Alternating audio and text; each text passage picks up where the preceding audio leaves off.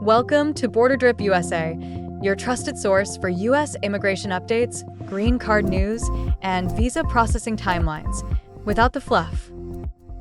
Today, we're talking about one of the most delayed and frustrating visa categories in the entire family-based immigration system, the F4 visa. If you're a U.S. citizen who filed for your brother or sister, or you're waiting abroad as a sibling of a U.S. citizen, this update is for you. We'll go through the May 2025 Visa Bulletin, discuss how long this process is really taking, break down country-specific delays, and give you honest insights on what you can actually expect moving forward. Let's get into it. What is the F4 visa? The F4 visa is part of the family-sponsored preference categories.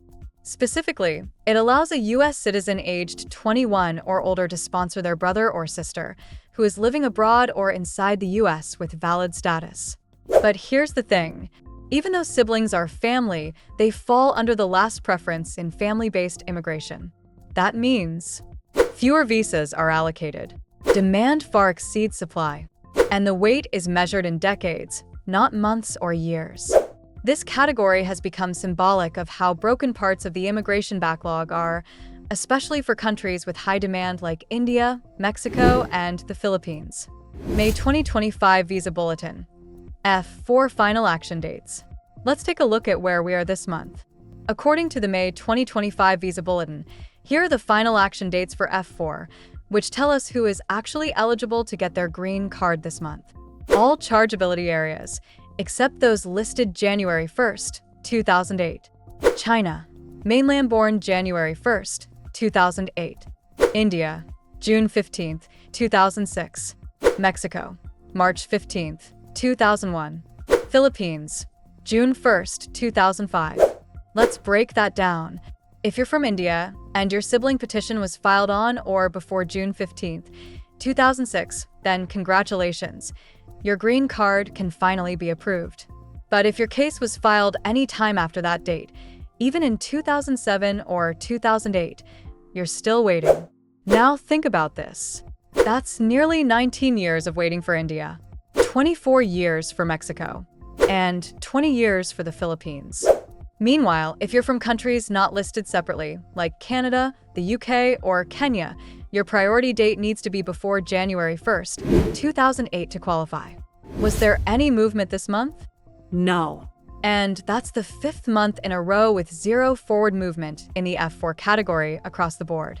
For many families who've been waiting for decades, this kind of stagnation isn't just frustrating, it's painful. People age out.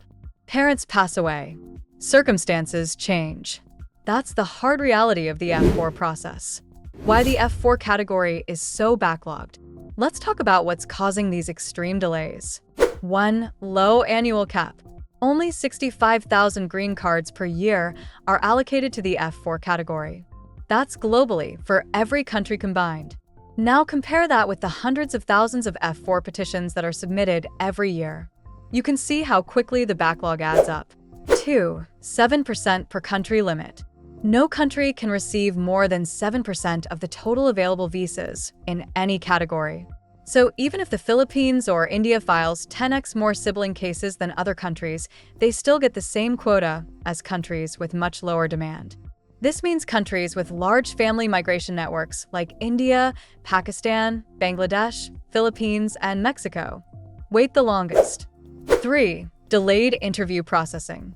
Many U.S. embassies abroad, especially in high-volume countries, prioritize immediate relatives, employment-based visas, and student visas before they process F4. So even when your priority date becomes current, you could still be looking at 6 to 18 months just to get a visa interview. Real-life impact. What people are facing. Let's make this real. Say your U.S. citizen brother filed for you in January 2010 from India. It's been 15 years. But the cutoff is still stuck in mid-2006. You're at least 4 more years away, assuming no retrogression. Or imagine you're from Mexico, and the petition was filed in 2002. You've waited 23 years, and the current date is still March 15th, 2001. You're not even current yet. And even after becoming current, you still need to deal with document gathering for the NVC, police clearances, interview scheduling, and possibly even administrative delays. It's a slow-moving, high-stress system, and it doesn't move faster just because you're patient. What can you do while waiting? Let's be honest, you can't speed up your priority date, but you can stay ready. 1. Keep contact info updated. Whether you're at USCIS or the NVC stage, make sure your mailing address, email, and phone number are current. 2. Prepare documents early.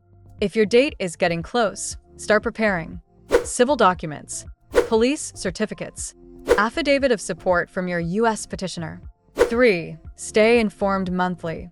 Check the Visa Bulletin every month. A few weeks of forward movement could put you in line, but if you miss your NVC or embassy instructions, your case can be delayed or even closed. FAQs we keep getting. Question: can my sibling come to the US on a visitor visa while the F4 is pending? A. Technically yes, but it's risky. The consulate may deny the B1/B2 visa, assuming the person has immigrant intent. Question: what if my petitioner dies during the wait? A.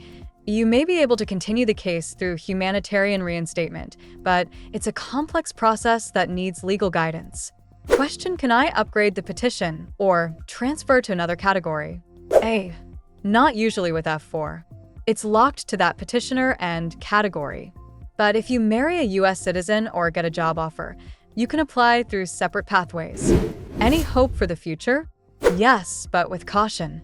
The only realistic way for this category to speed up would be Congress increasing visa caps, and used visas from other categories spilling over, consulates reducing backlogs faster.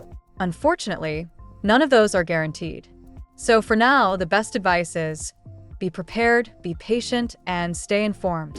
If this video helped you understand the F4 backlog and what the May 2025 Visa Bulletin means for you, don't forget to like, subscribe, and turn on the bell icon so you never miss an update. In our next video, we'll cover the employment-based categories, including EB1, EB2, and EB3, and break down how India and China are being impacted in May 2025. This is BorderDrip USA. Stay smart, stay patient, and see you in the next one.